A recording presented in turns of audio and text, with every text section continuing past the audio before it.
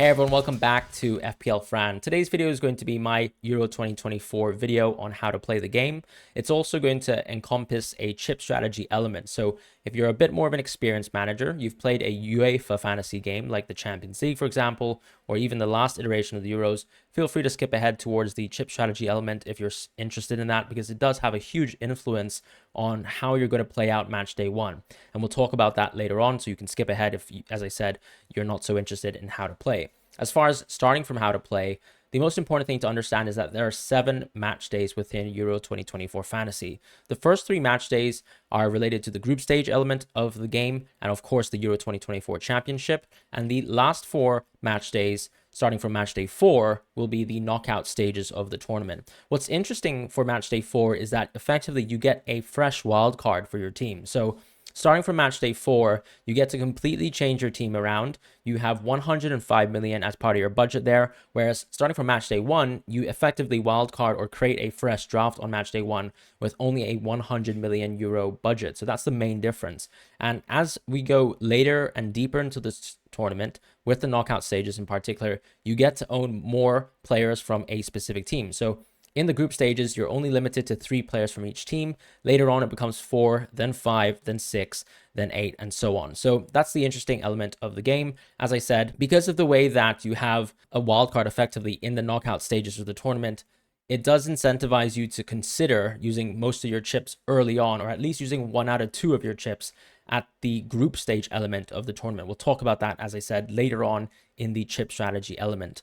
Going back to the whole segment on match days, the most important thing to understand is that at the group stage element of the games, a lot of the fixtures are played on different dates. So for example, Group A will play on a different day, Group B will play on a different day, so on and so forth. And because of that, games that basically get played on the 15th of June, for example, all the way until, let's say, the 18th of June. And so you effectively get to do 2 things. You get to change your bench and auto sub players if you want to. So for example, if let's say I own 3 German players within my team and they all do really poorly because there's a shock result and Germany don't do so well, then I can actually bring on auto subs for all those players. There are obviously some restrictions in terms of the formations. You still need to field 3 defenders at any one time, for example. So that's a main impediment. But clearly, as you can see, the game allows you to have a much stronger bench, and also you should take reliance on a stronger bench. It's not as standard as FPL, where maybe you just want to have a top-heavy sort of starting 11, starting 12, obviously, if you include your first auto sub. And that's sort of the main change. Another change that gets reflected because of this sort of auto sub element is the fact that you can change captaincies every day. So let's say on the first day in the match day 1 group stage, you can actually, let's say, start with a German captaincy, and then you can actually change your captaincy every single day based on the best player that you have remaining on the next day, and then the next day, and the next day, and the next day. So a good example of that I have, for example, if you looked at my first draft video, is that if you go by day, I would be going for, let's say, a Gundogan captaincy on the 14th of June. And then on the 15th of June, I would be considering potentially a DiMarco captaincy, so an Italian player. And then on the 16th of June, I could consider, for example, going for Harry Kane from England, or even Saka or Foden if you have one of those players. And then on the 17th of June, we have Mbappe. And then finally on the 18th of June, we have potentially even a Turkish player if we really need to change our captaincy again. The nice side about this sort of captaincy swap is I think you're incentivized to actually wait for a gigantic haul. In FPL, I think, or regular fantasy games, you usually have to just rely on one captaincy. Here, you can actually kind of gamble a little bit more, particularly when, let's say, you have 4 or 5 times to change your captaincy. You are incentivized to swap your captaincy, even if your player has only gotten, let's say, maybe 1 goal already. And that's usually something you're quite happy with in FPL. But here in Euro Fantasy, I think you're allowed to be a bit more ambitious, especially in the group stage element of the tournament. Later on, when there's less fixture days and there's less captaincies to swap between, it's not as advisable. But in the beginning of the group stages, definitely something that I would recommend all managers consider. On top of that too, in terms of how the scoring works within this game, the main change in terms of point scoring that I would say from traditional fantasy games is you get additional points for ball recoveries.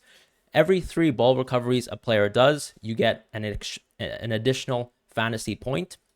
And on top of that, we have the man of the match element as well. So by getting a man of the match, you will get 3 additional points for owning that sort of player. So let's say if you look at, for example, traditional midfielders, so someone like Rodri, for example, who you usually would not expect to maybe get goals and assists unless he, of course, gets a penalty for Spain, and he's likely to be the penalty taker for the team. If let's say Rodri plays an incredible match, doesn't do much when it comes to goals and assists, but obviously has a couple ball recoveries, plays a very good game, and gets voted effectively as the man of the match, you will get 3 additional points in fantasy. So considering players who are the quote-unquote talismans of their teams, or effectively even the best players of their teams, is going to be quite helpful, particularly for some players who might be playing a little bit deeper at times, because they obviously can have a little bit more of an impactful element on the game. And that's still helpful because that makes some of the cheaper cost players within this game quite strong. As usual with regular fantasy games, you get differing point scores based on whether you're a defender, goalkeeper, midfielder, or forward. Nothing really too controversial here, so we can just simply move on to the chip strategy element of the game. Moving on to the chip strategy element of the game. The most important thing to understand is that there are 2 chips available within this game, the Wildcard and the Limitless chip. The Wildcard chip allows you to change your team with unlimited transfers, and that has a permanent impact on your team. So when you use the wild card, you get to change your team using the budget that you have available. Usually it's going to be that standard budget, the 100 million budget in the group stage, or the 105 million budget in the sort of knockout stage onwards. So the most important thing to understand with the wild card is you cannot use it on match day 1 or match day 4, because effectively on match day 1, that is already a wild card. You already get unlimited transfers in match day 1, and you have 100 million to sort of create your first draft. In match day 4, when we reach the knockout element of the tournament, you have 105 million this time round. So you can have unlimited transfers once again. You find out which teams get eliminated, and you just create a draft based on the sort of remaining pool of available players. The second chip available is the Limitless chip. The Limitless chip allows you to effectively free hit for 1 game week. But the beauty of it compared to FPL, if you are someone who has played FPL in the past, is that you are not limited by a budget. The whole point is that it is a limitless budget. So when you use the Limitless chip, it will have non-permanent impacts on your team. So it's just 1 week only, and your team will return back to the state it was before you actually utilized the Limitless chip. So let's say if I, on match day 1, created a team, I used Limitless in match day 2. By match day 3, my team returns back to the iteration of the team that I had at the end of match day 1. And of course, I will have some additional free transfers to sort of impact my team positively. What I would say about the Limitless chip is that you're probably incentivized to use it in the earlier stage of the tournament. So for me, the Limitless chip really only works in the group stage element of the tournament, because later on in the tournament, we do expect some upsets to happen, and you're probably not going to be impeded by budget that much. If anything, the Limitless is probably strongest in match day 2, because traditionally what we tend to see with international tournaments is that usually a big team will probably have secured the first place position within their group, or at least a sort of qualification position. So if you remember going back to, let's say, some previous World Cups, we saw some totally dead rubber games where, for example, teams were intentionally playing their B string or C string team on match day 3 because they knew that they were already qualified, and by losing a game, sometimes they actually got into a favorable half of the bracket. If you remember England versus Belgium and the Januzaj goal within one of the World Cups, that's a very good example of that. And that actually pushed Belgium to a tougher side of the bracket and England a slightly weaker side of the bracket, which was advantageous to them. So as I said, the Limitless is probably strongest in match day 2 because teams are still incentivized to play their strongest teams on that second tournament game, as opposed to the third, where we tend to see some bigger players get benched, and therefore the need for an unlimited budget is not so necessary. As I said, there are 2 main dominant chip strategies that I think are applicable for the Euro 2024 fantasy game, very much like the previous iteration of the Euro fantasy game. The first iteration for me is the whole group stage pure free hit strategy. So the whole idea is that you go match day 1, you use your unlimited budget, you make your transfers for match day 1, you just target match day 1 with your initial draft. Then on match day 2, you use the Limitless chip. You apply the Limitless chip and you create the strongest team possible. You look at who was strong in match day 1, change your team completely, and you gamble entirely on match day 2. Look at the dominant fixtures there and target those fixtures, those players, and those teams. on match day 3, you would use the wild card. And the wild card effectively allows you to see, okay, which teams are likely to rest some key players, which teams are likely to have a great game in the tournament that you can once again gamble on, because this is of course another free hit, because by the time you reach match day 4, you know that you're going to have another wild card again. I think that this strategy is what I would call a high ceiling strategy, but it also potentially has a little bit of a lower floor, because the way it works is later on in the tournament, unfortunately, for the first knockout stage of the game, as I said in match day 4, you will have unlimited transfers. But then after that, the thing that's most important to understand is that after the round of 16, when we reach the quarterfinals, which is going to be match day 5, you only have 3 free transfers. And unfortunately, of course, if you guys remember going back to the previous iteration of the Euro Championships, we actually had Netherlands as a team that had a quote-unquote very easy matchup, and a lot of us actually quadrupled up on some Dutch players. And when the Dutch team actually were knocked out early and they were a surprise knockout, that had unintended consequences, because it actually meant that a lot of people had to spend their free transfers replacing those Dutch players once again. So if we imagine a tournament where we have, let's say, 2 major upsets, which is very possible, right? You've got 16 teams here. You're going to see 8 teams leave. It's very possible that you have at least 2 major upsets. And I think that's possible. And because that's possible, it's very likely that you might be seeing your team, leave with, let's say, up to 4 to 8 players that are departing from your team, and you need free transfers to sort of rectify that situation. So I think that the floor can be very low when it comes to how bad your team will look in the knockout stage of the tournament versus the extremely high ceiling that you're going to benefit from, because effectively by free hitting each element of the group stage, you are basically trying to maximize your points on every single match day, and you kind of understand that maybe there's a little bit of downside if some major teams get knocked out later in the tournament. And that's very probable, right? If you look at the FA Cup this season, Coventry beating Wolves is a great example of that. And we had a couple other major upsets as well. Even Man United, I suppose, winning the FA Cup was an upset. So that can happen, and that can have unintended consequences if you do choose to pursue this sort of group stage free hit only strategy. The alternative strategy and the second strategy that I would recommend is once again using Limitless on match day 2, and then setting up your team so that in match day 1, you have, let's say, a very strong team that will also work for match day 3. Or you have an alternative where you use Limitless on match day 3, assuming that, of course, once again, as I said, big teams get knocked out early in the tournament, or big teams get a favorable position early in the tournament, and they're going to rest key players in match day 3. So I would say the second strategy is using the Limitless on either match day 2 or match day 3, and then actually saving your wild card for match day 5, where instead of using the 3 free transfers that people have, you have the ability to basically gamble on all the overdogs here in the match day 4 element of the game, and then you kind of realize that you have a safety blanket of match day 5 wildcard, and that allows you to sort of build your team up until the rest of the tournament, where you then have a lot of free transfers left. So for example, in the semifinals, you have 4 free transfers.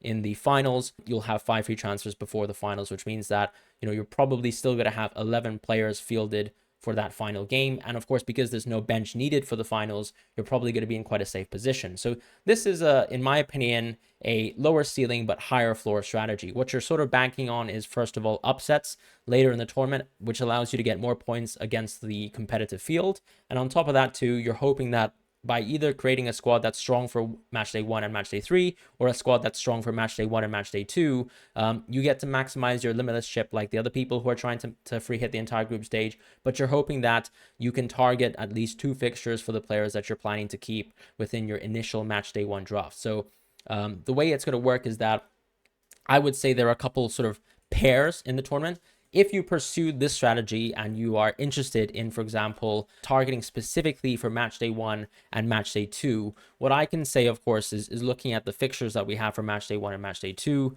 that you probably want to own players from, obviously, England, France, Germany. These are teams, to be fair, that have great games anyways, so you're minded to really just keep these players. Portugal as well is a very, very good example of that. Spain is an interesting one. Spain for me is more of a pair where they're only good for match day 1 and match day 3, because Spain's toughest game is going to be Italy, which is on match day 2. So if you limitless match day 2, Spanish players can be very strong for your team. At the same time, I would say Belgium, for example, is going to be a better match day 1 and match day 2 pair. Their worst game in the tournament is going to be match day 3. So you're probably incentivized to, as I said, if you limitless on match day 3, go for some additional Belgian players. The same way this should really work with Italy, right? Italy, once again, have their toughest fixture in match day 2 because they're facing Spain. They're on the opposite side, really, and they have better fixtures, arguably, in match day 1 and match day 3. With Netherlands, I think you have the same impact as well. So if you limitless on match day 2, you'll get these Dutch players who have better games on match day 1 and match day 3. With Croatia, it's a little bit of the opposite impact. You actually have a pretty weak team in match day 1, so you probably don't want them at all. And then they actually have a really good match day 2, so I'd probably skip them. Another team that actually has a really nice pair is, in my opinion, Denmark and Turkey. They have arguably their best games on match day 1 and match day 3. So there's a couple interesting pairs in this tournament, as I mentioned. You do want a team that obviously has a good match day 1. So I'm not going to necessarily mention teams like Serbia, for example, who unfortunately have to face England in match day 1. But there are some other pairs. So Ukraine, they actually have good match day 1 and match day 2 games. Switzerland as well. If you want players like Shaqiri, you want a differential, something like that, then of course match day 1 and match day 2 are slightly better for teams like Switzerland. And that's pretty much it. That's all I have to say, really. So these are the interesting pairs. Try to have a think about how that can change your strategy. If you prefer differentials, I do like the idea of going for maybe limitless match day 2, just because you'd hope that even with some of the weaker teams that they still have something to fight for match day 3. So that's something to think about. Here in the strategy, of course, as I said, you choose the best pairs possible. You target 2 out of 3 of the match days in the group, and then you bank on the fact that there are upsets in the knockout stages of the tournament, and you enjoy your chip strategy there.